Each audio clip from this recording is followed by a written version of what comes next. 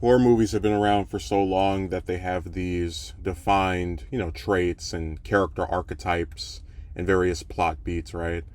That when I see it inverted or otherwise, I guess I should say subverted, I tend to take notice of and like that movie more so than if it were, just following the same old tropes. But I noticed that, people have their conversations and discussions about who is the greatest final girl. And, I'm not going to try to weigh in on that. But I found it extremely interesting for as many final girls as there are across all these different horror movies. It's extremely rare to see a case where there's two of them, where there's more than one.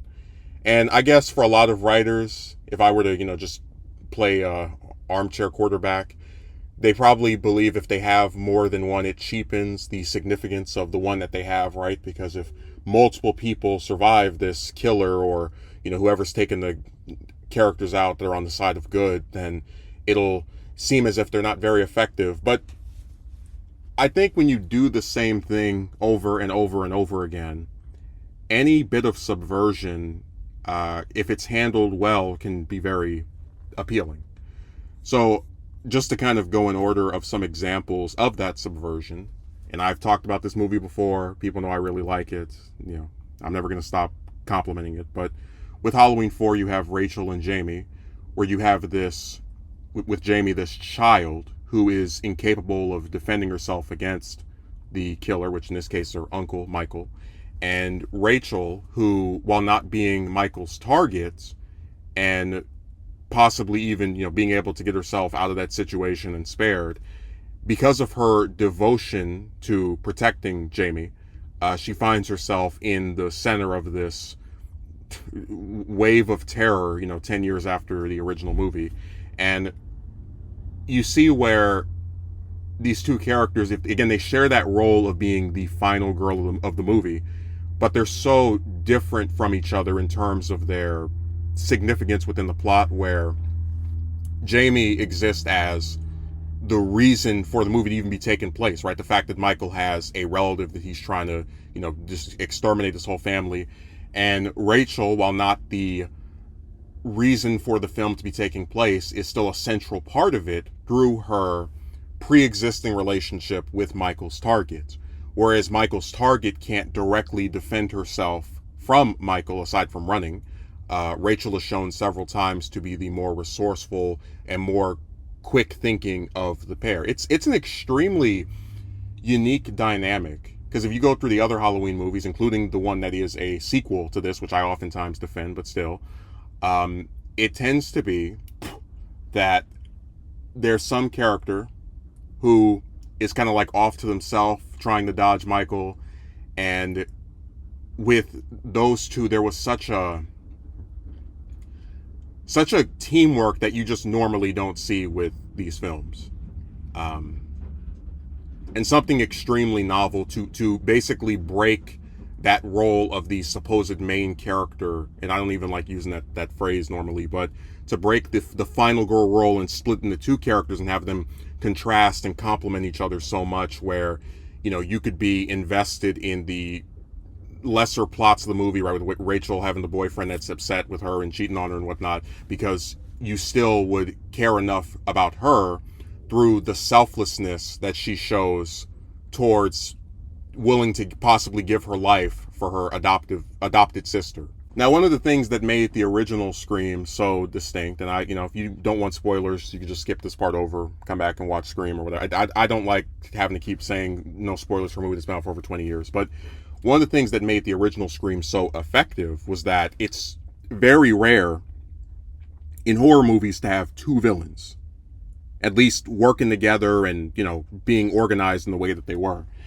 And in having, two villains, there's also the twist of having two final girls. You have Sydney and Gail, and both of them are so interesting in that they are, again, subversions of what the final girl is supposed to be, right? A lot of final girls are these virtuous, vanilla protagonists who, for example, don't have intercourse. And then in Scream, Sydney has intercourse.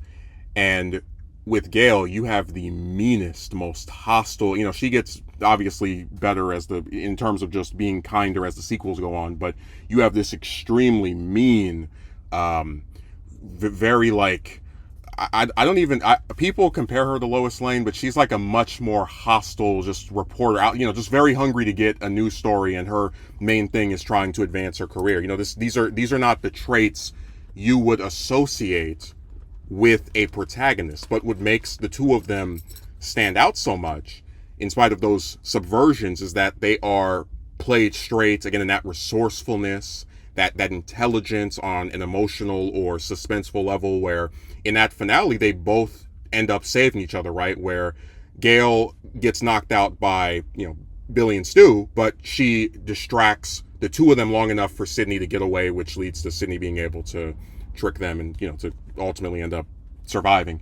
And that's one of the things that made Scream, again, at least the first movie, so different, but again in ways that are not just different to be different. This is a at the time veteran of the genre with Wes Craven basically saying, look, we made horror movie, killer goes and takes out everybody and whatnot. Let's actually try to take some of these tropes and similarities and put them on their head, to do things that are not what you would typically expect from slashers. At least I don't believe I've ever talked about Megan on my channel before, but it's another example of having two final girls, except with that I feel like it kind of treads more towards Halloween 4 than Scream, in the sense that with Gemma and Katie, you have like Gemma as the character who by and large creates the problem of the movie by being Megan's creator, right? Frankenstein's monster. But then you also have Katie as like the character who is Megan's target in a general sense, not necessarily until like toward the end, the murderous intent, but more so through her relationship with her, the one between Megan and Katie. It creates the friction and the problem that is ultimately going to result in Megan being revealed to be an antagonist and needing to be taken down before she kills and butchers more innocent people. And that's why I said it's more with Scream. You had, like, again, Sidney as the person the killer was going after, and then Gale is like also there. But the one thing is that they're not really, they're both capable of taking care of themselves, whereas with Megan there's a little bit more of a distinction in that Gemma is, obviously can't defeat, Megan in some, one for one brawl or whatever, but she's certainly more capable of defending herself than Katie. And she is also the instigator of the film's plot, which means that she is responsible, or at least indirectly responsible, for everything that Megan does.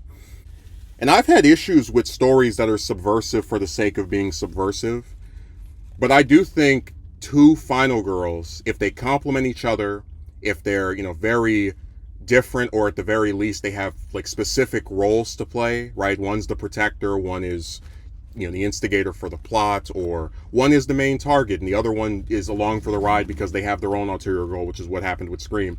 It's so much more interesting than just, well, everybody has to die except this one woman. I don't know, I like it when, in seeing so many of these, there are little parts that surprise me and or different from 90% of the other films that are taking place in the same genre.